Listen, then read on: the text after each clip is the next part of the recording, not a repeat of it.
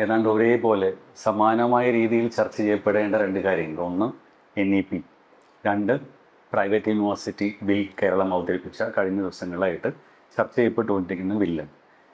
ഇതിൻ്റെ രണ്ടിൽ ഇപ്പോൾ നേരത്തെ സണ്ണി കവിക്കാട് പറഞ്ഞ പോലെ അതിനെ നമ്മൾ പലപ്പോഴും ഒരു വളരെ റാഡിക്കൽ ലെഫ്റ്റിസ്റ്റ് പൊസിഷൻ എന്നുകൊണ്ട് അതിനെ മുഴുവൻ തടയുക. എന്തായാലും ഇത് യാഥാർത്ഥ്യമാണ്.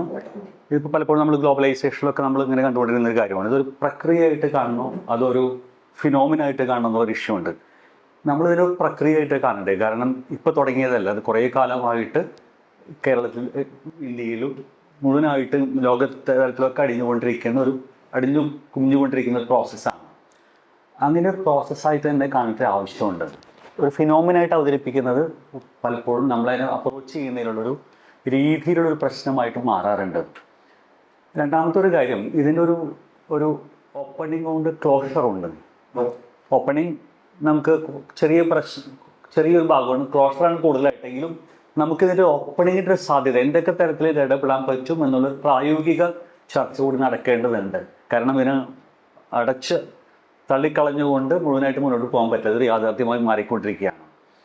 അപ്പോൾ അതിൽ ഒരു പ്രധാന പ്രശ്നം എന്ന് പറയുമ്പോൾ കേരളത്തിൻ്റെ കോണ്ടെക്സ്റ്റാണ് കൂടുതലായിട്ട് നോക്കുന്നത്. കാരണം കേരളത്തിൽ വിദ്യാഭ്യാസ രംഗത്ത് പ്രവർത്തിക്കുന്ന ഒരാളെന്നുള്ളതിലേക്ക്. അപ്പോൾ അതിലൊന്ന് ഏറ്റവും വലിയ പ്രശ്നം എന്ന് പറയുന്നത് ഈ നമ്മുടെ ഒരു ചർച്ചകൾ എപ്പോഴും വഴിമുട്ടി നിൽക്കുന്ന ഒരു സംഗതി. കേരളത്തിലെ ചർച്ച എടുത്ത് നോക്കുക, പ്രത്യേകിച്ച് ഹയർ എഡ്യൂക്കേഷനിലെ ചർച്ചകൾ എടുത്ത് നോക്കിയാൽ ഒരു 10-30 വർഷമുള്ള ചർച്ച മുഴുവൻ ഫോമിനെ കുറിച്ചാണ്. നിങ്ങൾക്ക് സെൽഫ് ഫിനാൻസിങ് വേണോ, റെഗുലർ വേണോ, അല്ലെങ്കിൽ വേറെ എന്തെങ്കിലും സംവിധാനം വേണോ, NEP വേണോ, ഇതൊക്കെ ഫോമിനെ കുറിച്ചാണ്.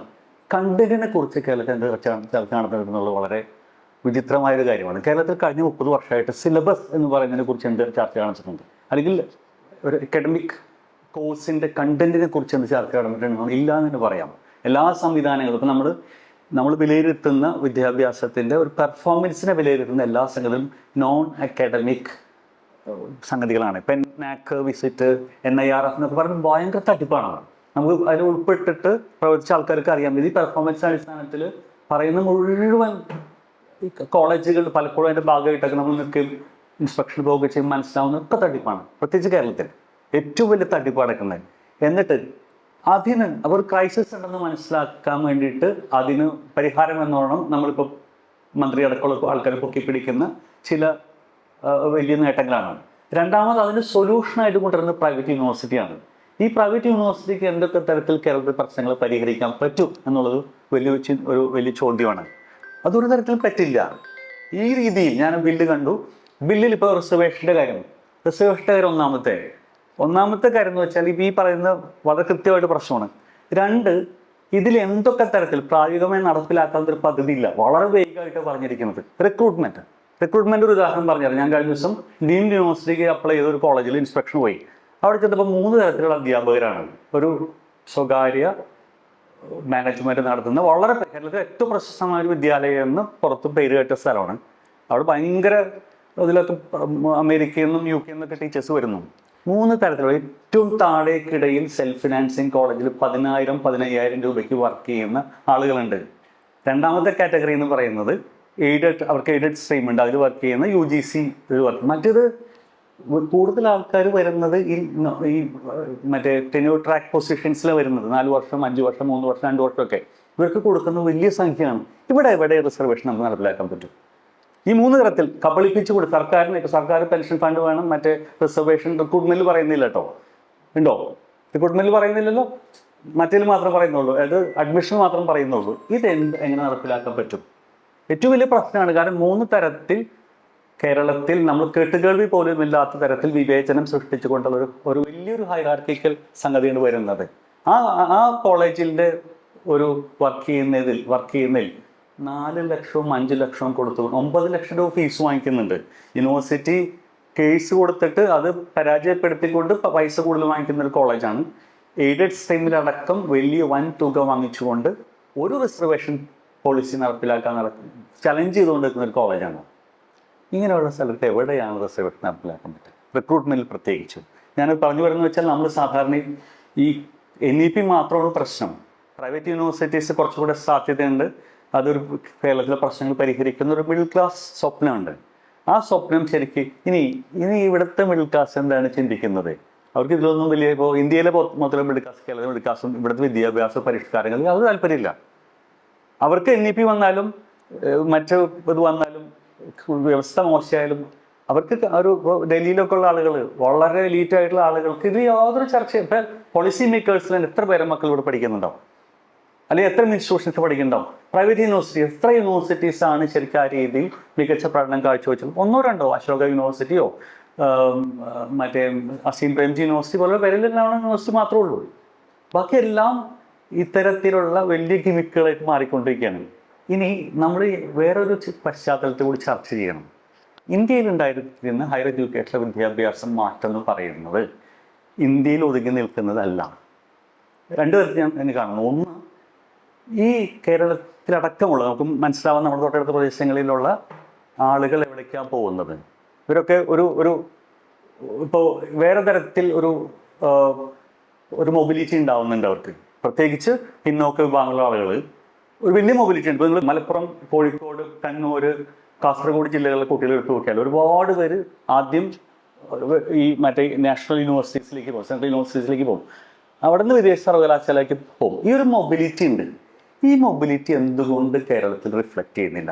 നമ്മുടെ ഹിസ്റ്ററി ഡിപ്പാർട്ട്മെൻറ്റ്, നമ്മുടെ ഇംഗ്ലീഷ് ഡിപ്പാർട്ട്മെൻറ്റ്, നമ്മുടെ പൊളിറ്റിക്കൽ സയൻസ് ഡിപ്പാർട്ട്മെൻറ്റ് അവസ്ഥ നോക്കിയാൽ അതിനൊരു പ്രധാനപ്പെട്ട കാരണമുണ്ട്.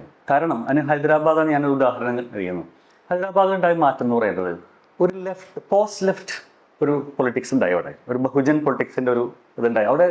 വിഷയങ്ങൾ എടുത്തു നോക്കുക നിങ്ങൾ കൃത്യമായിട്ട് ക്രിട്ടിക്കലി എൻഗേജ് ചെയ്യാൻ പറ്റുന്ന ഒരു വലിയ കണ്ടൂസീവായിട്ടുള്ള അക്കാഡമിക് എൻവയോൺമെൻറ്റ്, ഒരു പോസ്റ്റ് ലെഫ്റ്റ് എൻവയോൺമെൻറ്റ് ഉണ്ടായി അവിടെ. കേരളത്തിൽ സാധ്യമാണോ? കേരളത്തിൽ ഞാനടക്കം പഠിപ്പിക്കുന്ന സ്ഥലത്തടക്കം പ്രശ്നം എന്ന് വെച്ചാൽ നമുക്ക് അവിടെ കുറേ കാലം വേണ്ട സിലബസ് എടുക്കാം. സിലബസ് 90കളിൽ വളരെ ഫ്രാങ്കായിട്ട് പറയുന്നത്, ഞാൻ പല കമ്മിറ്റികളുണ്ടായിട്ടുണ്ട്, 90കളിൽ ചിട്ടപ്പെടുത്തിയ സിലബസാണ്. അത് രാഷ്ട്രീയ പ്രേരിതമായിട്ടുള്ള ചെറിയ ഒരു പുതിയ പോസ്റ്റ് മാർക്സിസം എന്തൊക്കെ ചർച്ച ചെയ്യപ്പെടുന്നുണ്ട്, ഏതൊക്കെ മൂവ്മെൻറ്റ്സിനെ കുറിച്ചാണ്, ദളിത് പൊളിറ്റിക്സിനെ കുറിച്ച് എത്ര ചർച്ച ചെയ്യപ്പെടുന്നു, ഇതൊന്നും റിഫ്ലക്റ്റ് ചെയ്യുന്നത്. നിങ്ങൾ ഹൈദരാബാദിൽ നോക്കിയാൽ കുറച്ച് വ്യത്യാസമുണ്ട്. അങ്ങനെ മറികടന്ന് JNUവിൽ ഒരു വലിയ പ്രശ്നമാണ്. JNUവിൽ ഇത് ഉൾക്കൊള്ളാൻ കഴിയാത്ത ആളുകളോട് JNU പിന്നോക്കം പോയി. JNU വളരെ പിന്നിലാണ് ഇപ്പോൾ. ഇന്ന് ഹൈദരാബാദിലുണ്ടായ മാറ്റം അവിടുത്തെ കുട്ടികളുണ്ടാക്കിയ മാറ്റമാണ്, അവിടുത്തെ ദളിത് പിന്നോക്ക വിദ്യാർത്ഥികൾ ഉണ്ടാക്കിയ മാറ്റമാണ് മാറ്റം.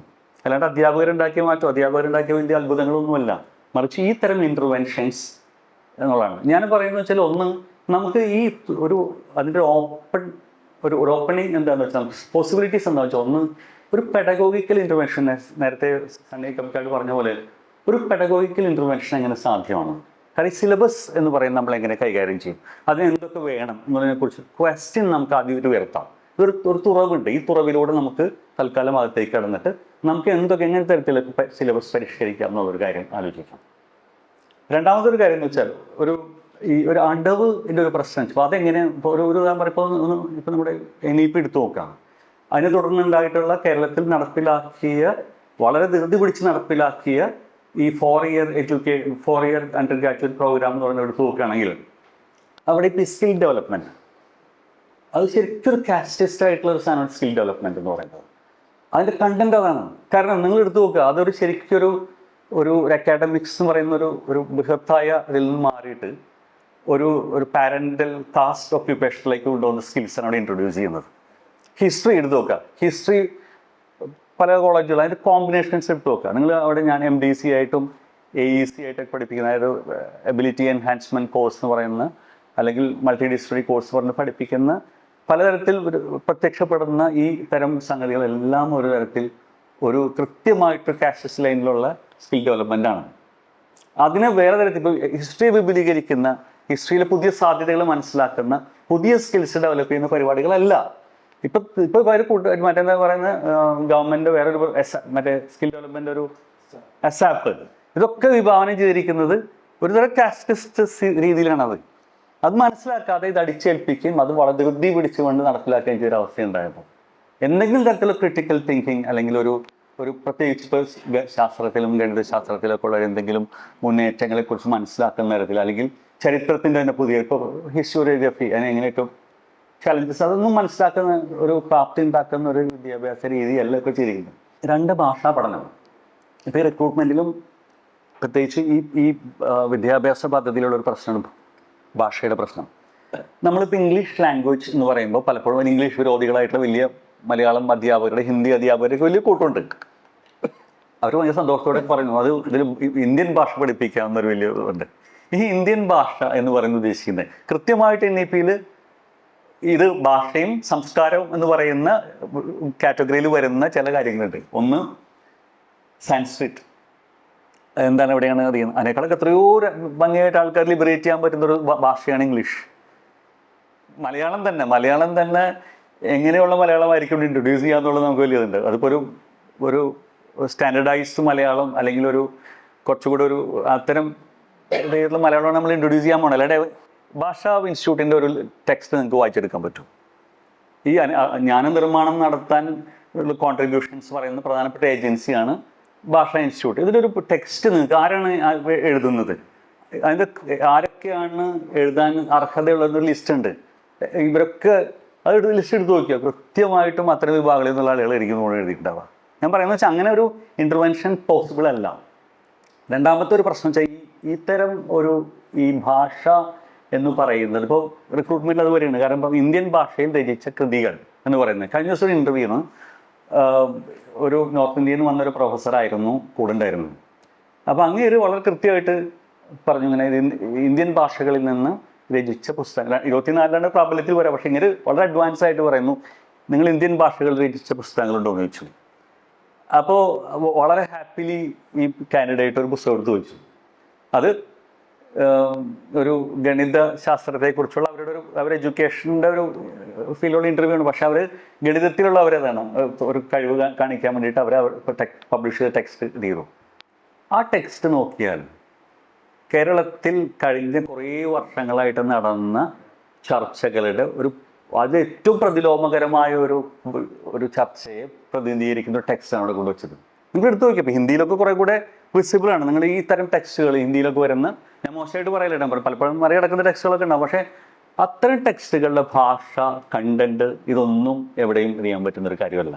അതൊക്കെ കൃത്യമായിട്ട് നേരത്തെ തന്നെ അത്തരം പ്രൊഡക്ഷൻസും അത്തരം ജ്ഞാനനിർമ്മാണം പാരലി നടക്കുന്നുണ്ട്.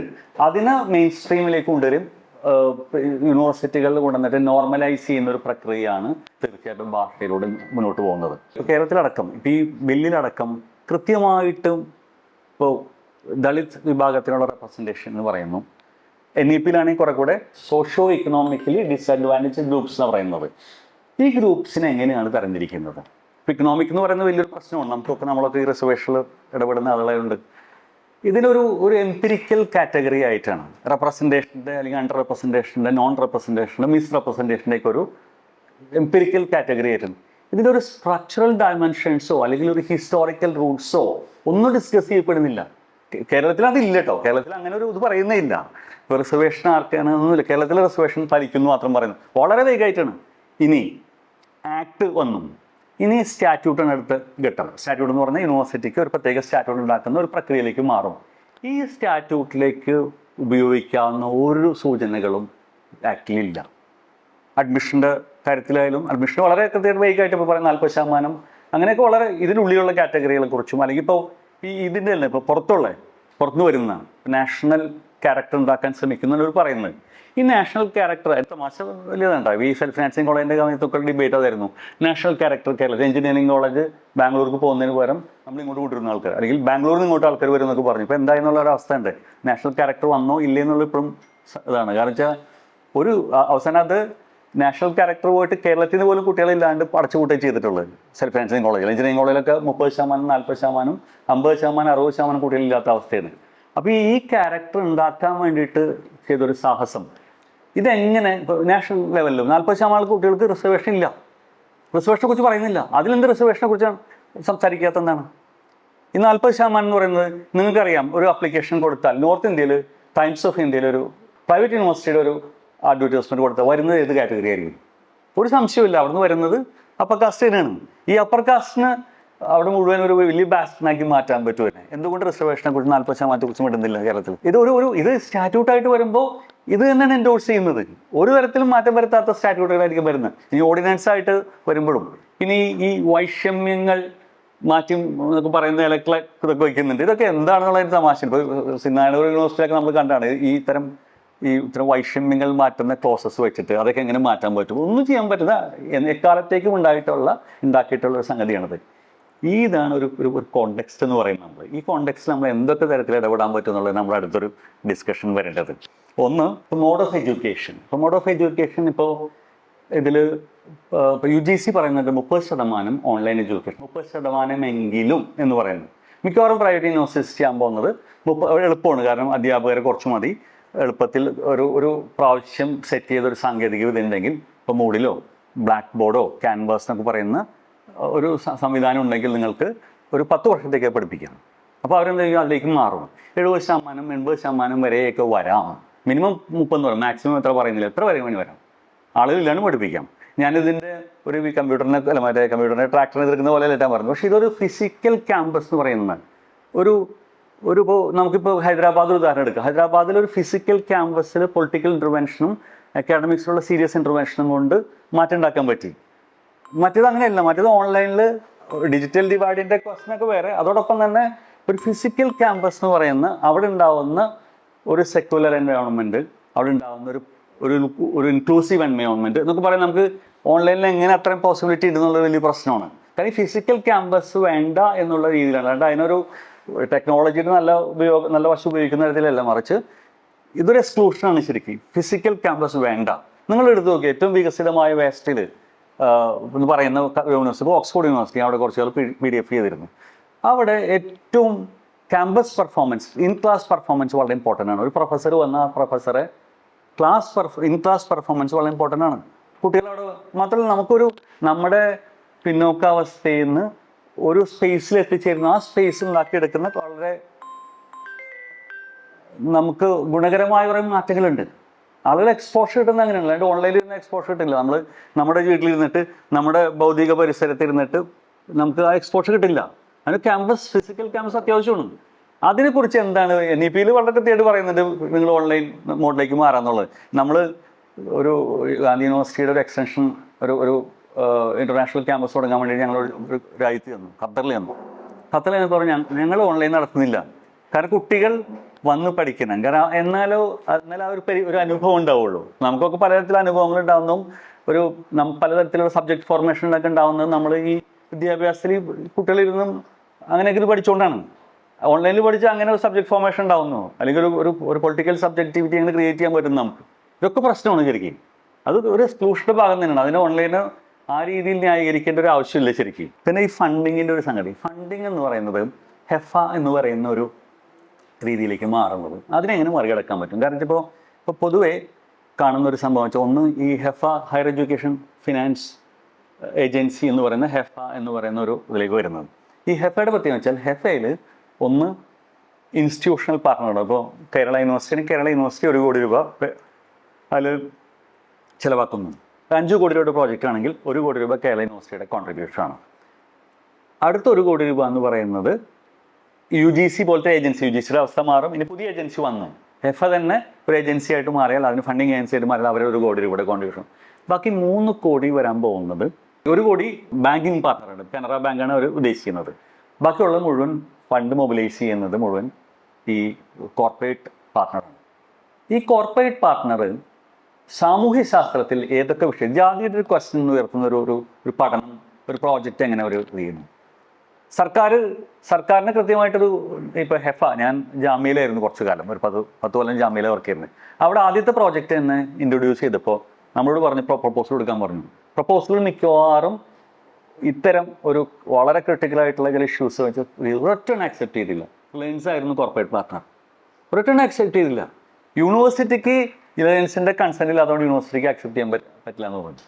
അതേസമയത്ത് നാഷണൽ സെക്യൂരിറ്റിയെ കുറിച്ചുള്ള ഒരു പ്രോജക്റ്റിന് ഏറ്റവും പെട്ടെന്ന് അത് കിട്ടി. അപ്പോൾ എത്രയും ഈ പ്രോജക്റ്റുകൾ, ഇത്തരം പഠനങ്ങൾ എങ്ങനെയൊക്കെ നടക്കാൻ പോകും? UGC നമുക്ക് മറ്റൊരു സാധ്യത ഉണ്ടായിരുന്നു, അല്ലെങ്കിൽ ICSR വേറെ സാധ്യതയായിരുന്നു. നമുക്ക് ഇത്തരം പ്രോജക്റ്റുകൾ ചെയ്യാൻ പറ്റുന്ന പല ക്രിട്ടിക്കൽ ആയിട്ടുള്ള പല ക്വസ്റ്റ്യൻസ് ഉയർത്തുന്ന പ്രോജക്റ്റുകൾ നമുക്ക് ചെയ്യാനുള്ള ഒരു സാഹചര്യം ഉണ്ടായിരുന്നു.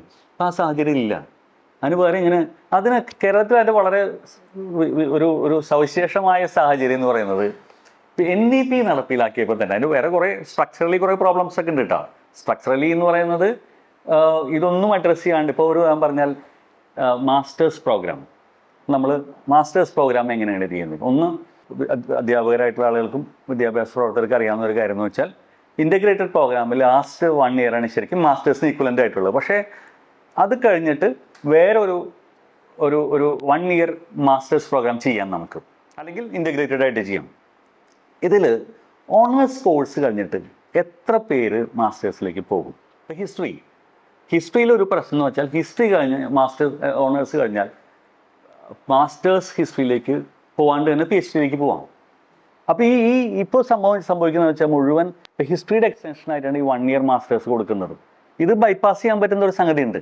കൃത്യമായിട്ട് ബൈപ്പാസ് ചെയ്തിട്ട് MA ഇല്ലാണ്ടാവുന്ന ഒരു അവസ്ഥയിലേക്ക് വരും. അപ്പോൾ എന്താണ് അത്, എങ്ങനെ റീസ്ട്രക്ചർ ചെയ്യണം, അല്ലെങ്കിൽ അത് എങ്ങനെ മാറ്റണം എന്നതിനെക്കുറിച്ച് യാതൊരു ചിന്തയില്ല. അത്തരം കാര്യങ്ങളിൽ അപ്പോൾ എന്തൊക്കെ പഠന വിഷയമാകണം, ഒരു അക്കാഡമിക്കലി റിഗറസ് ആയിട്ടുള്ള ഒരു ഇൻറ്റൻസീവ് ആയിട്ടുള്ള പ്രോഗ്രാം എങ്ങനെ ഇൻട്രൊഡ്യൂസ് ചെയ്യാമെന്ന് പോലും കേരളത്തിൽ പ്രശ്നമാണ്. ഇപ്പോൾ കൊടുത്തിരിക്കുന്ന ഗൈഡ് ലൈൻസ് മുഴുവൻ ഇതിൻ്റെ എക്സ്റ്റൻഷനായിട്ട് കൊടുത്തിരിക്കുന്നത് റിസർച്ച് എന്ന് പറയുന്നത് കേരളത്തിൽ ഇപ്പം യൂണിവേഴ്സിറ്റികൾ 3 തരത്തിൽ വരും. ഇപ്പോൾ റിസർച്ച് യൂണിവേഴ്സിറ്റി, ടീച്ചിങ് യൂണിവേഴ്സിറ്റി, നേരത്തെ പറഞ്ഞ പോലെ ഓട്ടോണമസ് കോളേജിൽ. ഇതിൽ ഒരു യൂണിവേഴ്സിറ്റി എന്ന് പറയുന്ന ഒരു കൺസെപ്റ്റിലേക്ക് വരുന്നതാണോ റിസർച്ച്? അല്ല, തീർച്ചയായിട്ടും. ഇപ്പോൾ അതല്ലാത്ത ഒരു തരത്തിൽ ഇപ്പോൾ ഈ റിസർച്ച് അല്ലാത്ത ടീച്ചിങ് യൂണിവേഴ്സിറ്റികൾക്ക് ഇവിടെ സർവൈവ് ചെയ്യാം. Autonomous university survive. ഇപ്പോൾ ഞങ്ങൾ ഒരു ഉദാഹരണമായിട്ട് പറയാം. ഇപ്പോൾ ഡീംഡ് യൂണിവേഴ്സിറ്റിക്ക് അപ്ലൈ ചെയ്ത ആ കോളേജ്, ഞാൻ ഇൻസ്പെക്ഷൻ പോയെന്ന് പറഞ്ഞ കോളേജിൽ സോഷ്യൽ സയൻസ് ഇല്ല. അവിടെ ഉള്ളത് സോഷ്യൽ സയൻസിന് പകരം ലാംഗ്വേജസ് ഇല്ല, ഇതൊന്നുമില്ല. അതിന് പകരം 3 കോഴ്സ് അവിടെ ഉള്ളത്. 3000-ലാണ് കുട്ടികൾ പഠിക്കുന്നുണ്ട്. കേരളത്തിലെ ഏറ്റവും A++ കിട്ടിയൊരു കോളേജാണ്. 3000-ലാണ് കുട്ടികൾ പഠിക്കുന്നുണ്ട്. എല്ലാവരും പഠിക്കുന്നത് കൊമേഴ്സ് പ്ലസ് ACCA ആ കോഴ്സാണ്. അല്ലെങ്കിൽ വേറെ അധ്യാപകർ എനിക്ക് മനസ്സിലാവുന്നില്ല ഇത് എങ്ങനെയാണ് ഇവർ അക്കോമഡേറ്റ് ചെയ്യുന്നതെന്നുള്ളത്. കാരണം ഇവർ പുറത്തുനിന്നുള്ള 4 ലക്ഷം 5 ലക്ഷം കൊടുത്ത് വരുന്ന അധ്യാപകരാണ്. വാങ്ങിക്കുന്നത് യൂണിവേഴ്സിറ്റി നിശ്ചയിച്ച ഫീസിനേക്കാളും, യു വോണ്ട് ബിലീവ് ഇറ്റ്, 12 ലക്ഷം രൂപ വാങ്ങിക്കുന്നവർ കേരളത്തിൽ. അതിൽ ഞാനൊരു റാൻഡം നോക്കി, ഒരു ഒറ്റ പിന്നോക്ക വിഭാഗത്തിൽ ഒന്നുമില്ല. അശോകൊക്കെ കുറച്ചും കൂടെ ഒരു ഫീഷിപ്പ് എന്നൊക്കെ മറ്റേ ഈ ഫീ വേവ് ചെയ്യുന്ന നേരത്തിൽ സ്കോളർഷിപ്പ് കൊടുക്കുന്നുണ്ട്. ഒരു 20% 30% സ്കോളർഷിപ്പ് കൊടുക്കുന്നുണ്ട്. ബാക്കി പൈസയും ഇതിണ്ട്. ഇതൊരു ഇതുമില്ല കേരളത്തിൽ. അത് അങ്ങനെ റെഗുലേറ്റ് ചെയ്യുന്ന തരത്തിൽ ഇത്രയും വലിയ റെഗുലേഷൻസ് ഉണ്ടായിട്ട് പോലും ഇവരെ നിയന്ത്രിക്കാൻ പറ്റുന്നില്ല. ഈ സ്വകാര്യ മാനേജ്മെൻറ്റ് കോളേജ്, പ്രത്യേകിച്ച് ഒരു മധ്യ കേരളത്തിലെ സ്വകാര്യ മാനേജ്മെൻറ്റ് കോളേജുകളെ തൊടാൻ പോലും പറ്റുന്നില്ല. ഞാൻ പറയേണ്ട ആവശ്യമില്ല, രവീന്ദ്രന് കൃത്യമായിട്ട് പഠനങ്ങൾ വന്ന രീതിയിൽ റിക്രൂട്ട്മെൻറ്റിൻ്റെ കാര്യത്തിലും ഫീസിൻ്റെ കാര്യത്തിലും അഡ്മിഷൻ്റെ കാര്യത്തിലും ഒന്നും ചെയ്യാൻ പറ്റില്ല. അഡ്മിഷൻ ഫീസ് എന്ന് പറയുന്നത് ചെറിയ ഫീസാണ്. യൂണിവേഴ്സിറ്റി ഫിക്സ് ചെയ്ത് എത്രയോ വലിയ എമൗണ്ട് വാങ്ങിക്കുന്നറിയോ? എത്ര വലിയ എമൗണ്ട്. നിങ്ങളൊരു മധ്യ കേരളത്തിലെ ഒരു കോളേജിൽ പോയിട്ട് നിങ്ങൾ അഡ്മിഷൻ മറ്റേ മാനേജ്മെൻറ്റ് കോട്ടയിലോ അല്ലെങ്കിൽ വേറെ എന്തെങ്കിലും തരത്തിൽ നിങ്ങൾ ചോദിക്കും, ഭയങ്കര ഫീസ് വാങ്ങിക്കുന്നു. അങ്ങനെയുള്ള കോളേജിനെ നമ്മൾ തിരിക്കാൻ പോകുന്നത്. ഇവിടെ ഒന്നും വളരെ വേഗമായിട്ടാണ് ഈ ബില്ല് അവതരിപ്പിച്ചിരിക്കുന്നത്. ഈ ബില്ല് ആർക്ക് വേണ്ടിയാണ്? ഒന്ന്, എനിക്ക് ബലമായ സംശയം ഇതൊരു വലിയ കുഴപ്പം സൃഷ്ടിച്ചുകൊണ്ട് DPP കൊണ്ടുവന്ന പോലെ ഇരിക്കും. DPP പോലെ കൊണ്ടുവന്നിട്ട് അത് നശിപ്പിച്ചുകൊണ്ട് സ്വകാര്യ കോളേജുകൾക്ക് സർവകലാശാലകൾക്ക് നേട്ടമുണ്ടാക്കുന്ന തരത്തിലുള്ള ഒരു സംശയം എനിക്കുണ്ട്. ഇപ്പോൾ മാത്രമല്ല, ഒരു ജനാധിപത്യത്തിൻ്റെ ഒരു പ്രശ്നമുണ്ട്. നമ്മൾ ഈ ഇത്തരം സംവിധാനങ്ങൾ, ഇത്തരം പരിഷ്കാരങ്ങൾ കൊണ്ടുവരുന്ന അതിനെ ബാധിക്കാൻ പോകുന്നത് ഈ പറയുന്ന താഴേക്കിടയിലുള്ള വിഭാഗങ്ങളാണ് ബാധിക്കാൻ പോകുന്നത്. ഈ പരീക്ഷ നടത്തിക്കൊണ്ട് ഇത് പൊളിഞ്ഞു പോയാൽ, ഇവിടെ വിദ്യാഭ്യാസം പൊളിഞ്ഞാൽ ആരോഗ്യം, സ്റ്റേറ്റിൻ്റെ വിഡ്രോവൽ മുഴുവൻ ഉണ്ടായാലും ബാധിക്കാൻ പോകുന്ന പിന്നോക്കക്കാരെയും സാധാരണക്കാരനൊക്കെയാണ്. അല്ലാതെ എലീറ്റിന് ഒരു എക്സ്ട്രാ ടെറിട്ടോറിയൽ എലീറ്റാണ്. ആ എക്സ്ട്രാ ടെറിട്ടോറിയൽ എലീറ്റ് എന്ന് പറയുന്നതിന് ഇതിനൊന്നും കോൺസിക്വൻസസ് ബാധിക്കാത്ത, ഒരു തരത്തിലും എഫക്റ്റ് ചെയ്യാത്ത ഒരു വലിയ വിഭാഗമാണ്. അവരെവിടേക്ക് പോകണമെങ്കിലും നാളെ ബാംഗ്ലൂർ പോയിട്ട് പഠിപ്പിക്കാം, മറ്റന്നാൾ മലേഷ്യയിൽ പോയി പഠിപ്പിക്കാം, അതിൻ്റെ കിട്ടുന്ന അടുത്ത കുട്ടിയെ ലണ്ടനിൽ പോയി പഠിപ്പിക്കാൻ പറ്റുന്ന ഒരു എക്സ്ട്രാ ടെറിട്ടോറിയൽ എലീറ്റാണ് കേരളത്തിൽ ഫോം ചെയ്തിട്ടുള്ളത്. കേരളത്തിൽ കുറച്ചുകൂടെ നമ്പർ കുറവായിരിക്കും. ഇന്ത്യയിൽ പൊതുവിൽ ഈ അർബൻ സ്പേസസിൽ ചെയ്യുന്ന അത്തരം യൂണിവേഴ്സിറ്റികൾ മുഴുവൻ നോക്കി. ഞാനൊരു എക്സാമ്പിൾ എടുത്തായി ബാംഗ്ലൂരാണ്. ബാംഗ്ലൂർ പൊതുവേ ഹൈദരാബാദൊക്കെ നേരത്തെ മുതൽ കുറച്ചുകൂടെ യൂണിവേഴ്സിറ്റി ഹയർ എഡ്യൂക്കേഷനൊക്കെ ഇമ്പോർട്ടൻസ് കൊടുത്തുകൊണ്ടുള്ള സിറ്റികളായിരുന്നു. ഡൽഹിയിലും അങ്ങനെ ഉണ്ടായിരുന്നു. ബാംഗ്ലൂർ അടുത്ത കാലത്തുണ്ടായിട്ടുള്ള വലിയ വിപ്ലവം എന്ന് പറയുന്നത് ഇത്തരം യൂണിവേഴ്സിറ്റികൾ ഹബ്ബായിട്ട് മാറി. നമുക്കറിയാം, നമുക്ക് ബാംഗ്ലൂർ 30 വർഷം മുമ്പ് നമ്മൾ ബാംഗ്ലൂർ പോകുമ്പോൾ ഒരു MBA കോഴ്സ് ഉണ്ടാകുമ്പോൾ MBA കോഴ്സ് 10,000 25,000 അങ്ങനെ ഫീസായിരുന്നു.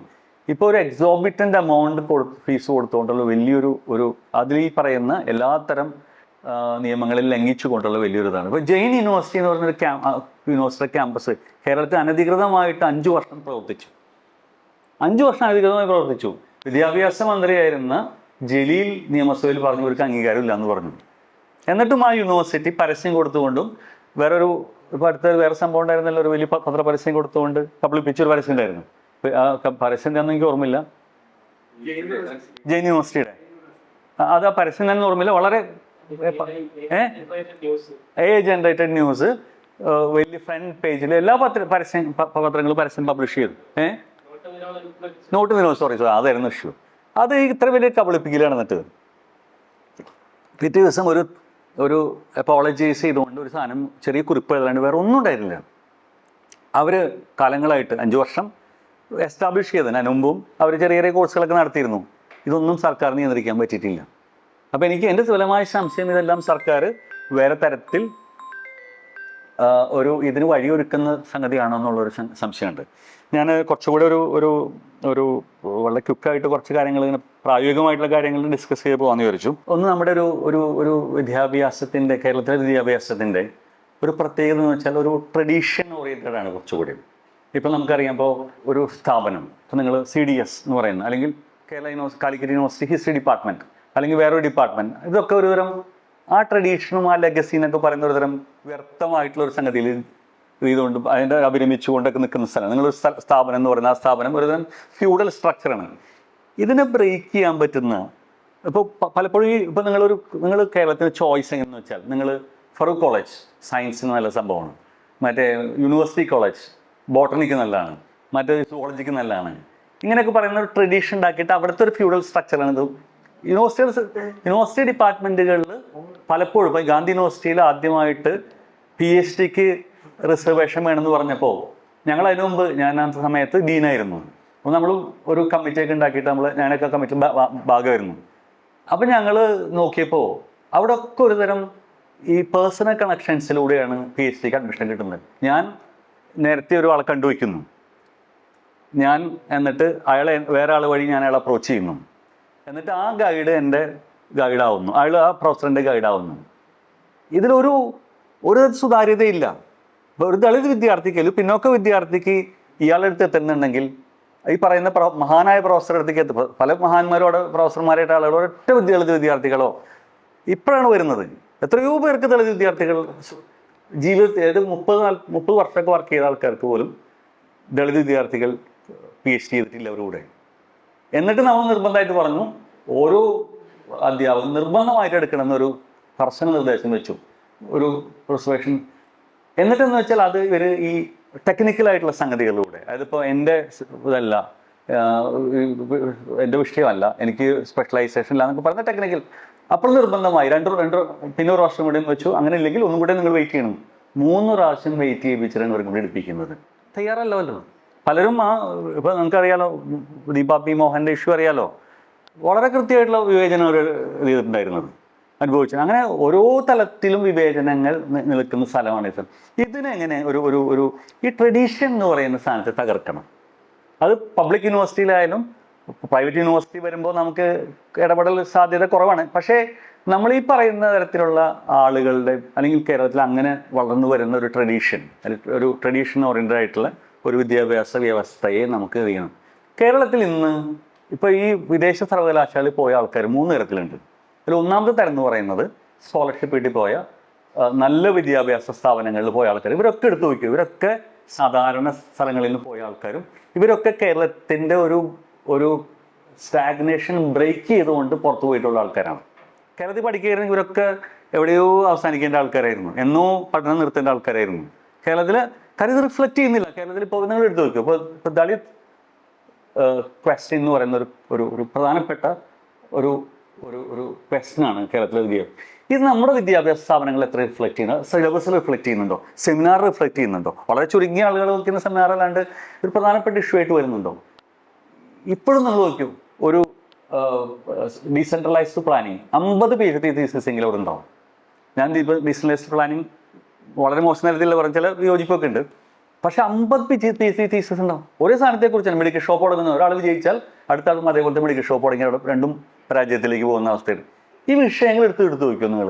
പിന്നെ കമ്മ്യൂണിസ്റ്റ് പാർട്ടിയെക്കുറിച്ച് എത്രയോ പ്രബന്ധങ്ങൾ ഇപ്പോഴും ഇങ്ങനെ പഠിച്ചുവിട്ടുകൊണ്ടിരിക്കുന്നു. എന്തെങ്കിലും പുതുമുള്ള, ഞാൻ കമ്മ്യൂണിസ്റ്റ് പാർട്ടി മോശം നടത്തിയെല്ലാം പറഞ്ഞു, എന്തെങ്കിലും പുതുമ വേണ്ടേ?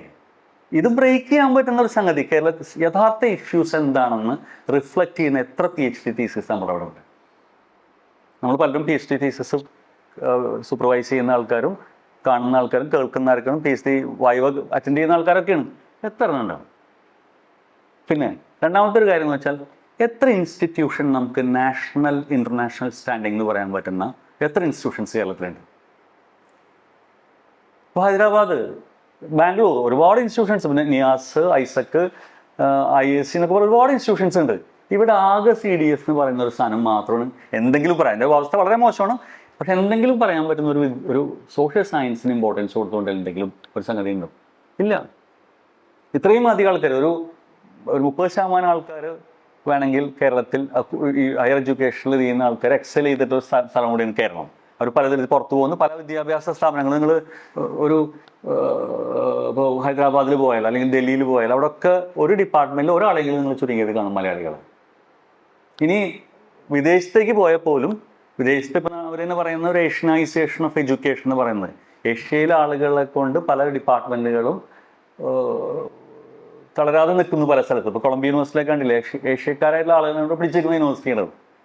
അപ്പോൾ ഏഷ്യനൈസേഷൻ ഓഫ് എഡ്യൂക്കേഷൻ നടക്കുമ്പോൾ അത് എന്തുകൊണ്ട് കേരളത്തിൽ റിഫ്ലക്റ്റ് ചെയ്യുന്നില്ല? അത് വലിയ ചോദ്യമാണ്. കാരണം വെച്ചാൽ കേരളത്തിൽ ഘടനാപരമായി ഇപ്പോൾ ഡോക്ടർ ബിന്ദു വിദ്യാഭ്യാസ മന്ത്രിയുടെ പ്രസ്താവന ഞാൻ കുറച്ച് ദിവസമായിട്ട് ഫോളോ ചെയ്യുന്നുണ്ടായിരുന്നു. ഈ ഹയർ എഡ്യൂക്കേഷൻ ഈ ബില്ല് വന്നതിന് ശേഷം, പ്രൈവറ്റ് യൂണിവേഴ്സിറ്റീസ് ബില്ല് വന്നു. ഇത് പറയുന്നത് നമുക്കറിയാം, പ്രധാനപ്പെട്ട 3-4 കാരണങ്ങളാണ് കുട്ടികൾ പുറത്തു പോകാൻ. ഒന്ന്, ഇവിടുത്തെ സിലബസിൻ്റെ പ്രശ്നങ്ങൾ. 2, പരീക്ഷ വൈകുന്നതിൻ്റെ പ്രശ്നങ്ങൾ. 3, ഫ്രീഡം. അത് വളരെ ഇമ്പോർട്ടൻ്റ് ആയിട്ടുള്ള ക്വസ്റ്റൻ. അക്കാഡമിക് ഫ്രീഡം ഉണ്ട്, ഫാമിലിയിലുള്ള ഫ്രീഡം ഉണ്ട്. അക്കാഡമിക് ഫ്രീഡം എന്ന് പറയുന്ന സ്ഥാനത്ത് അഡ്രസ്സ് ചെയ്യുന്നതാണോ ഇതൊക്കെ? ഒരു തരത്തിലുമല്ല. അക്കാഡമിക് ഫ്രീഡം, ഇപ്പോൾ പുതിയ ബില്ല് വരാൻ പോകുന്നു, യൂണിവേഴ്സിറ്റികൾ ഒരു കോമൺ ബില്ല് വരാൻ പോകുന്നു. അപ്പോൾ അത് ഗവർണറുടെ പരിഗണനയിലാണ്. ഇപ്പോൾ രാഷ്ട്രപതിക്ക് അയച്ചു. അങ്ങനെ എൻ്റെ അവസ്ഥ എനിക്കറിയില്ല, ഇപ്പോഴത്തെ തിരിച്ചയക്കുകയോ മറ്റൊക്കെ ചെയ്തു. ഇതിലെന്താണ് പുതിയ ശുപാർശകളുള്ളത്? ഘടനാപരമായി യാതൊരു മാറ്റമില്ല, കണ്ടന്റ് വൈസും യാതൊരു മാറ്റമില്ല, സ്ട്രക്ചറിലും കണ്ടന്റിലും ഒന്നും മാറ്റമില്ല. അങ്ങനെ ചില ടെക്നിക്കലായിട്ടുള്ള, ഇപ്പോൾ ഈ മറ്റേ സിൻഡിക്കേറ്റ് മെമ്പർമാർ എന്ന് പറയുന്ന ആളുകളെ അവർക്ക് നമ്പർ കുറച്ചു, അല്ലെങ്കിൽ ഇവരൊക്കെ തന്നെ ഉണ്ടാവും, ഒരു സംശയം ഇവരൊക്കെ തന്നെ ഉണ്ടാവും. പക്ഷെ അതിലല്ലാണ്ട് എന്തെങ്കിലും തരത്തിൽ മാറ്റം ഉണ്ടാകുന്ന ഒരു സംഗതിയല്ല ഇതിൽ വന്നിട്ടുള്ളത്. അത് മുഴുവൻ ഇതിനെ പഴയ സംഗതികൾ ഊട്ടിയുറപ്പിക്കുന്ന അല്ലെങ്കിൽ പരിക്കേൽപ്പിക്കാതെ നിലനിർത്തുന്ന സംവിധാനങ്ങളാണ് എപ്പോഴും നോക്കുന്നത്. ഇപ്പോൾ നമുക്ക് അതിൽ ചില നിർദ്ദേശങ്ങൾ, ഒന്ന് ഇപ്പോൾ ഈ ഒരു തരത്തിൽ ഇപ്പോൾ ഈ ഒരു പോസിബിലിറ്റി എന്ന് പറഞ്ഞാൽ നമ്മൾ ഗ്ലോബലൈസേഷനായിട്ട് കണക്ട് ചെയ്ത് പറയാം. ഇപ്പോൾ ഗ്ലോബലൈസേഷൻ നമ്മൾ വേറെ തരത്തിൽ നമ്മൾ നേരിട്ടു എന്താണെന്ന് വെച്ചാൽ, ഒരു സമയത്ത് ആദ്യത്തെ തുടക്കകാലത്ത് മുഴുവൻ നമ്മൾ ഇങ്ങോട്ടായിരുന്നു, ഒരു യൂണി ഡയമെൻഷനിലായിരുന്നു. നമ്മൾ KFC വാങ്ങിക്കുന്നു, നമ്മൾ മറ്റേത് വാങ്ങിക്കുന്നു, മറിച്ച് വാങ്ങിക്കുന്നു വരുന്നു. പക്ഷെ നമ്മൾ തിരിച്ചൊരു സംഭവം നടന്നതെന്ന് വെച്ചാൽ ഒരു റിവേഴ്സ് ഗ്ലോബലൈസേഷൻ നടന്നു. അത് ഹിന്ദി സിനിമയാണ് അതിൻ്റെ വലിയ ഉദാഹരണം. ഹിന്ദി സിനിമ ഇന്ന് ലോകത്ത് മുഴുവൻ എല്ലാവരും കാണുന്നുണ്ട്. അത് റിവേഴ്സ് ഗ്ലോബലൈസേഷൻ്റെ ഭാഗമാണ്. ഇന്ത്യയിലെ ചില ഫുഡ്, ചില ചിക്കൻ ടിക്ക ടവ എന്ന് പറയുന്ന സാധനമാണ് UK ഏറ്റവും കൂടുതൽ പോപ്പുലർ ആയിട്ടുള്ള ഫുഡ്. ഞാൻ പറയും, അങ്ങനത്തെ ഒരു പോസിബിലിറ്റി നമുക്ക് എന്തുകൊണ്ട് റിവേഴ്സ് ഇൻ്റർനാഷണലൈസേഷൻ ആലോചിച്ചുകൂടാ? ഒരു യൂണിവേഴ്സിറ്റി ക്യാമ്പസ് ഇവിടെ തുടങ്ങി, പ്രൈവറ്റ് യൂണിവേഴ്സിറ്റി ക്യാമ്പസ് തുടങ്ങി. സത്യത്തിൽ അതിനുള്ളൊരു ഓപ്പൺ ആയിട്ടുള്ളൊരു സംഭവം എന്ന് വെച്ചാൽ, ഇത് ഇപ്പോൾ UGC തൊട്ട് മുമ്പ്, അതായത് 2024 നവംബറിൽ UGC കൊണ്ടുവന്ന സംഗതി എന്ന് പറഞ്ഞാൽ ഈ twinning, joint program, dual courses എന്ന് പറയുന്ന 3 സംഗതി ഉണ്ടെന്ന്. അത് വളരെ പോസിറ്റീവ് ആയിരുന്നു ശരിക്കും. ഇപ്പോൾ നമ്മുടെ പ്രവാസികളായിട്ടുള്ള ആളുകൾ ഗൾഫിൽ വർക്ക് ചെയ്യുന്നു. ഞങ്ങൾ ഖത്തറിലൊരു സർവേ നടത്തി, യൂണിവേഴ്സിറ്റിയുടെ ഒരു ബ്രാഞ്ച് ക്യാമ്പസ് തുടങ്ങാൻ വേണ്ടിയിട്ട്. 45,000 പ്രവാസികളുള്ള സ്ഥലത്ത് അവിടെ പ്രവാസികൾ SLC പാസ്സായി, അല്ല +2 പാസ്സായിട്ട് അവർക്ക് 230 പേരാണ് അവിടെ യൂണിവേഴ്സിറ്റിയിൽ പഠിപ്പിക്കുന്നത്. കാരണം അത്ര എമൗണ്ട് അമേരിക്കൻ യൂണിവേഴ്സിറ്റി സ്പെൻഡ് ചെയ്താൽ അവർക്ക് പഠിക്കാൻ പറ്റുള്ളൂ. കേരളത്തിലൊരു എഡ്യൂക്കേഷണൽ ഇൻസ്റ്റിറ്റ്യൂഷൻ, ഒരു പ്രൈവറ്റ് യൂണിവേഴ്സിറ്റി നമ്മൾക്ക് യൂണിവേഴ്സിറ്റി ഉണ്ടാക്കണമെങ്കിൽ, അല്ലെങ്കിൽ ഒരു ദളിത് മുൻകൈയിലൊരു പ്രൈവറ്റ് യൂണിവേഴ്സിറ്റി ഉണ്ടാക്കണം, എന്തുകൊണ്ട് പ്രവാസികൾക്കുള്ളൊരു സംഗതി ആലോചിച്ചുകൂടാം? 40,000 പേരിൽ ഒരു ബ്രേക്ക് ഈവൻ ആവണമെങ്കിൽ തന്നെ നന്നായിട്ട് കോഴ്സ് നമുക്ക് ചെയ്യാൻ പറ്റും. അവിടെയൊക്കെ ഒരു തരം അവരുടെ സ്റ്റാൻഡേർഡ് വളരെ മുന്നിലാണ്. ആ സ്റ്റാൻഡേർഡ് അനുസരിച്ച് നന്നായിട്ട് കോഴ്സ് നമുക്ക് ചെയ്യാൻ പറ്റും. ഒരു ഇൻ്റർനാഷണലൈസേഷൻ. 2, ഈ യൂണിവേഴ്സിറ്റികൾ ഇപ്പോൾ നമുക്കറിയാം, നിങ്ങളൊക്കെ ഇപ്പോൾ നിങ്ങളൊക്കെ പല വിദേശ യൂണിവേഴ്സിറ്റികളും ബന്ധമുണ്ടാവും. നമുക്ക് ഈ പോസിബിലിറ്റി ഉപയോഗിച്ചുകൊണ്ട് NEPയുടെ അല്ല കേട്ടോ, ഞാൻ പറയാം, ജോയിൻറ്റ് കോഴ്സസ് പല സ്ഥലത്തും ഏഷ്യയിലേക്ക് വന്ന് പഠിപ്പിക്കാൻ പറ്റുന്ന അധ്യാപകരുടെ, പ്രത്യേകിച്ച് ഇവിടുത്തെ സാമൂഹിക പ്രശ്നങ്ങളെക്കുറിച്ച് പഠിക്കാൻ പറ്റുന്ന അധ്യാപകരുടെ പഴയതുപോലെയല്ല, മുമ്പ് ഒരു അക്കാഡമിക് ടൂറിസം ആയിരുന്നു. അപ്പോൾ വളരെ സീരിയസ് ആയിട്ട് എൻഗേജ് ചെയ്യുന്ന വിദേശ സർവകലാശാലയിൽ പഠിക്കുന്നതുമായിട്ടുള്ള ആളുകൾ ഇവിടെ വന്ന് എൻഗേജ് ചെയ്യാൻ താല്പര്യമുണ്ട്. അവർക്ക് എന്തുകൊണ്ട് ജോയിൻറ്റ് കോഴ്സസ് തുടങ്ങിക്കൂടെ? നമുക്കൊരു ഇൻസ്റ്റിറ്റ്യൂഷൻ തന്നെ സാധാരണ ഇപ്പോൾ റൺ ചെയ്യുന്ന, ഇതിപ്പോൾ യൂണിവേഴ്സിറ്റി തന്നെ വേണമെന്നില്ല, ഒരു കോളേജിന് പോലും ഇപ്പോഴത്തെ അവസ്ഥയിൽ ഒരു പോസിബിലിറ്റി ഉണ്ട്.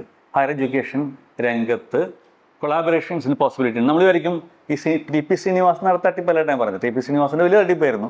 അങ്ങനെയല്ല, ശരിക്കും ജെന്യുവിൻ ആയിട്ടുള്ള വളരെ റിയലിസ്റ്റിക് ആയിട്ടുള്ള ജോയിൻറ്റ് കൊളാബറേഷൻസ് എന്തുകൊണ്ട് നടത്തിക്കൊണ്ട് നമ്മൾ ഇതേപോലെ തന്നെ നമ്മുടെ പോലെ തന്നെ ചിന്തിക്കുന്ന, നമ്മുടെ പോലെ തന്നെ രാഷ്ട്രീയം ഉള്ള അത്തരം കാഴ്ചപ്പാടുകളുള്ള ആളുകളായിട്ട് എന്തുകൊണ്ട് നടത്തിക്കിട്ടാറ്? ഒന്ന്. രണ്ടാമത്തത്, കേരളത്തിൽ അടുത്ത കാലത്ത് വലിയൊരു മാറ്റം എന്ന് പറയുന്നത് ശരിക്കും ഈ പ്രത്യേകിച്ച് ഒരു വലിയ മാറ്റം എന്ന് പറയുന്നത്, നേരത്തെ വിദേശ സർവകലാശാലകളിലും ഇന്ത്യയിലെ തന്നെ പല പ്രമുഖമായ സർവകലാശാലകളിലും പ്രവർത്തിച്ചിരുന്ന ആളുകൾ തിരിച്ച് കേരളത്തിലേക്ക് വന്നുകൊണ്ടിരിക്കുന്നുണ്ട്. വലിയൊരു വിഭാഗം, ഞാൻ ഇപ്പോൾ സൂസൻ വിശ്വനാഥ് എന്ന് പറയുന്ന വളരെ ഫേമസ് ആയിട്ടുള്ള സോഷ്യോളജിസ്റ്റ് ആലപ്പുഴ വന്ന് താമസിക്കുന്നു. അവർ വേറെ എൻഗേജ്മെൻ്റ് ഇല്ല. ഇങ്ങനെ എന്തുകൊണ്ടൊരു പൂൾ ഉണ്ടാക്കിക്കൂടാ? കേരളത്തിൽ തിരിച്ചു വരുന്ന അത്തരം അധ്യാപകരുടെ ഒരു പൂൾ, ഒരു റീചാർജ് ചെയ്യുന്ന ഒരു pool of retired professors from outside universities അങ്ങനെ ഉണ്ടായിക്കൂടാ? P.K. രാമകൃഷ്ണൻ അദ്ദേഹം തിരിച്ചു വന്നപ്പോൾ അദ്ദേഹം പയ്യന്നൂർ താമസിക്കുന്നുണ്ട്. അപ്പോൾ അങ്ങനെ കുറേ ആളുകൾ പല രീതിയിൽ എൻഗേജ് ചെയ്യാൻ പറ്റുന്ന ആളുകളുടെ ഒരു പൂൾ ഉണ്ടായിക്കൂടാ? റിട്ടയർ ചെയ്തും ഇനിയിപ്പോൾ അങ്ങനെ പ്രവർത്തിക്കാൻ താല്പര്യമുള്ള ആളുകളുടെ ഒരു പൂൾ ഉണ്ടായിക്കൂടാ? അത് തീർച്ചയായിട്ടും എംപ്ലോയ്മെൻറ്റിനെ ബാധിക്കരുത്. കാരണം എംപ്ലോയ്മെൻറ്റ് വലിയ ഇഷ്യൂ ആണ്. കാരണം എംപ്ലോയ്മെൻറ്റ് അവസരങ്ങൾ കുറയ്ക്കാതെ എൻഗേജ് ചെയ്യാൻ പറ്റുന്ന തരത്തിലുള്ള ആളുകളുടെ ഒരു ഉണ്ടാക്കിയിട്ട് അത്തരം ചെയ്യൂല. പിന്നെ അതുപോലെ ഈ പറയുന്ന നമ്മളിപ്പോൾ ഈ സ്റ്റുഡൻസിൻ്റെ മൊബിലിറ്റിയെ കുറിച്ചൊക്കെ നമ്മളിപ്പോൾ ഈ NEP-യിൽ പറയുന്നുണ്ട്. സ്റ്റുഡൻസിന് അവിടെ നിന്ന് കോഴ്സ് ചെയ്യാം, ഇവിടെ നിന്ന് കോഴ്സ് ചെയ്യാം. അധ്യാപകരുടെ മൊബിലിറ്റി, അധ്യാപകർക്ക് ഒരു സ്ഥലത്തു നിന്ന് വേറെ സ്ഥലത്ത് പോയിട്ട്, ഇപ്പോൾ ഞാനൊരു എക്സ്പേർട്ടാണെന്ന് വിചാരിക്കുക, ഞാൻ ഒരു വിഷയത്തിൽ എനിക്ക് അതേ വിഷയത്തിൽ ആളുകളില്ലാത്ത സ്ഥലത്ത് പോയിട്ട് പഠിപ്പിക്കാൻ പറ്റില്ല. എന്നുവെച്ചാൽ അതും എംപ്ലോയ്മെൻറ്റ്, അവിടുത്തെ ലോക്കൽ എംപ്ലോയ്മെൻറ്റിനെ ബാധിക്കാത്ത തരത്തിൽ എൻഗേജ് ചെയ്യാൻ പറ്റുന്ന അധ്യാപകരുടെ മൊബിലിറ്റി. മെറ്റാ യൂണിവേഴ്സിറ്റി എന്ന് പറഞ്ഞൊരു കൺസെപ്റ്റ് ഉണ്ട്, നിങ്ങൾ പലരും കേട്ടിരിക്കും. ഇപ്പോൾ ഡൽഹി യൂണിവേഴ്സിറ്റിയും JNU ജാമ്യയും കൂടി ചേർന്നുകൊണ്ട്, ഇപ്പോൾ മാത്സിൽ ജാമ്യ വളരെ സ്ട്രോങ് ആണ്. ഡൽഹി യൂണിവേഴ്സിറ്റിയിലെ കുട്ടികളും അധ്യാപകരും അങ്ങോട്ടും ഇങ്ങോട്ടും ഒരു മൊബിലിറ്റി ഉണ്ടാക്കിയിട്ടുണ്ട്. അവർ അവിടെ പോയി പഠിപ്പിക്കും, ഇങ്ങോട്ട് വരുന്നു, അങ്ങനെയൊക്കെ ഒരു തരം ഷെയറിങ്, റിസോഴ്സ് ഷെയറിങ്. നമ്മുടെ പ്രശ്നത്തിൽ നമ്മുടെ ഓരോ യൂണിവേഴ്സിറ്റികളും അവിടുത്തെ ഒരു ഐലൻഡിൽ നിൽക്കുകയാണ്. ആ തുരുത്തുകൾ എന്നിട്ടാണ് ചെയ്യുന്നത്. കേരളത്തിൽ സാധ്യമായിട്ടുള്ളൊരു മൊബിലിറ്റി വളരെ ഇതാണ്. അത് ഉറപ്പായിട്ടും ഈ അധ്യാപകർ 70-75 വയസ്സായ അധ്യാപകർ എൻഗേജ് ചെയ്യുന്നത് മാത്രമല്ല ഞാൻ പറയുന്നത്, യങ് ആയിട്ടുള്ള പുതിയ ആളുകൾക്ക് പോലും മൊബിലിറ്റി ഉണ്ടാക്കുന്ന തരത്തിലുള്ള ഒരു സംവിധാനം കേരളത്തിൽ വളരെ ആവശ്യമാണ്. പിന്നെ മൂന്നാമത്തെ പേര് വളരെ പ്രധാനപ്പെട്ട കാര്യമാണ് ഈ യങ് സ്കോളേഴ്സ്. ഈ ജാതിയുടെയും സാമൂഹിക പ്രശ്നങ്ങളെയും മറികടന്നിട്ട് ഇന്ത്യയിലെ പല യൂണിവേഴ്സിറ്റികളും ലോകത്തിൻ്റെ പല യൂണിവേഴ്സിറ്റികളും വ്യാപിച്ചു കിടക്കുന്ന മലയാളി, പ്രത്യേകിച്ച് പിന്നോക്ക വിഭാഗങ്ങളിൽ നിന്നുള്ള സ്കോളേഴ്സിന് നെറ്റ്വർക്ക് എങ്ങനെ ഉണ്ടാക്കാൻ പറ്റും? വളരെ ഇമ്പോർട്ടൻ്റ് ആയിട്ടുള്ള കാര്യം. ഇവരൊക്കെ ചെയ്യുന്ന വിഷയങ്ങൾ കേരളത്തിലെ കാസ്റ്റിൻ്റെ പ്രശ്നങ്ങളും മറ്റ് കമ്മ്യൂണിസ്റ്റിൻ്റെ പ്രശ്നങ്ങളൊക്കെ അഡ്രസ്സ് ചെയ്യുന്ന, അല്ലെങ്കിൽ സോഷ്യൽ ഇഷ്യൂസ്, വളരെ ഇമ്പോർട്ടൻ്റ് ആയിട്ടുള്ള സോഷ്യൽ ഇഷ്യൂസ് അഡ്രസ്സ് ചെയ്യുന്ന അധ്യാപകരും വിദ്യാർത്ഥികളുമായിട്ടുള്ള വലിയ നെറ്റ്വർക്ക് ഉണ്ട്. ഈ നെറ്റ്വർക്ക് നമുക്ക് എങ്ങനെ ഉപയോഗപ്പെടുത്താൻ പറ്റുന്നതാണ്. അത് ഇനിയിപ്പോൾ യൂണിവേഴ്സിറ്റി തുടങ്ങിയില്ലെങ്കിൽ പോലും ഇപ്പോൾ ദളിത് ഗ്രൂപ്പുകൾക്ക് തീർച്ചയായിട്ടും നമുക്ക് ഇത്തരം നെറ്റ്വർക്കുകൾ ഉപയോഗപ്പെടുത്തിക്കൊണ്ട്, ഇപ്പോൾ നമുക്ക് ഇപ്പോൾ ഏറ്റവും നല്ല പഠനം, ഇപ്പോൾ നമ്മൾ സിനിമയെക്കുറിച്ച് ഏറ്റവും നല്ല പഠനം എന്ന് വെച്ചാൽ പെട്ടെന്ന് നമ്മൾ മനസ്സിലായ G.P. രാമേന്ദ്രനാണ്. എത്രയോ ആളുകൾ സിനിമയെക്കുറിച്ച് വളരെ ഭംഗിയായിട്ടുള്ള പഠനങ്ങൾ നടത്തുന്ന ആൾക്കാരുണ്ട്. എത്രയോ രസമുള്ള വർക്കുകൾ നടക്കുന്നുണ്ട് ഇന്ത്യയിൽ മുഴുവൻ നടക്കും. ഇപ്പോൾ രതീഷ് രാധാകൃഷ്ണൻ അടക്കം ഒരുപാട് പേരുണ്ട്. ഇവരെന്തുകൊണ്ട് കേരളത്തിൽ ഇത് ചെയ്യുന്നില്ല? കേരളത്തിൽ മെയിൻ സ്ട്രീം ഇപ്പോൾ കോളേജുകളായാലും യൂണിവേഴ്സിറ്റികളായാലും മാസികളായാലും പോപ്പുലർ മാഗസിൻസ് ആയാലും മാതൃഭൂമിയായാലും ഒക്കെ ചെയ്യുന്നത്, ഇപ്പോൾ മുസ്ലിം മിഷനെ കുറിച്ച് പറഞ്ഞാൽ 2-3 ആൾക്കാരുണ്ടോ? മുസ്ലിം മിഷനെ കുറിച്ച് പുറത്ത് എത്രയോ ആളുകൾ പഠിക്കുന്നുണ്ട്. ഇവിടെ നമുക്ക് കിട്ടുന്ന അവൈലബിൾ ആയിട്ടുള്ള M.N. കാരശ്ശേരി, ഹമീദ് എന്നല്ലൂർ, അല്ലെങ്കിൽ വേറെ ആളെന്ന നടത്തിലാണ്. എത്രയോ നന്നായിട്ട് വർക്ക് ചെയ്യുന്ന ആൾക്കാരുണ്ട് അവിടെ. ദളിത് ഇഷ്യൂവിനെ കുറിച്ച് നമുക്ക് എത്രയോ നന്നായിട്ട് ഇപ്പോൾ പഠിക്കുന്ന കുട്ടികളുണ്ട്. നാരായണനെ കുറിച്ച് പഠിക്കുമ്പോൾ നമുക്ക് ആകെ ഒരു ഓപ്ഷനുള്ളൂ, തുനിസ് പീളയിലാണ്. അതിനേക്കാൾ എത്രയോ നന്നായിട്ട് വർക്ക് ചെയ്യുന്ന എത്രയോ പേരുണ്ട്. ഉദയൻ കുറേ കാലമായിട്ട് എൻഗേജ് ചെയ്യുന്ന ഒരാളാണ്. ഉദയൻ്റെ പേര് നമുക്ക് വരുന്നില്ല. ഞാനതൊരു പോപ്പുലർ ഡിബേറ്റിൽ ഉള്ള പ്രശ്നമല്ലേ പറയുന്നത്. മൊത്തത്തിൽ അക്കാഡമിക്സിലൊക്കെ പ്രശ്നം. നമുക്ക് ഈസിലി അവൈലബിൾ ആയിട്ടുള്ള ചില ആസ്ഥാന വിദ്വാൻമാരുണ്ട്. ഇവരിന്ന് മാറിക്കൊണ്ട് ഇവരുടെ ഈ നെറ്റ്വർക്ക് എങ്ങനെ ഉപയോഗിക്കാം, ഈ പ്രത്യേകിച്ച് പിന്നോക്ക വിഭാഗ സ്കോളേഴ്സിന് നെറ്റ്വർക്ക് കേരളത്തിൽ ഫലപ്രദമായിട്ട് ഉപയോഗിക്കാൻ പറ്റുന്ന അത് ഇത്തരം കമ്മ്യൂണിറ്റികൾക്ക് ഉപകാരപ്പെടുന്ന രീതിയിൽ അത് എങ്ങനെ മാറ്റിയെടുക്കാൻ പറ്റും എന്നുള്ളൊരു സംഗതി വളരെ അത്യാവശ്യമാണ്. ഇവരുടെ ഒരു കൺസോർഷ്യം ഉണ്ടാക്കി നെറ്റ്വർക്ക് ഉണ്ടാക്കി ചെയ്യുന്നത് വളരെ അത്യാവശ്യമാണ്.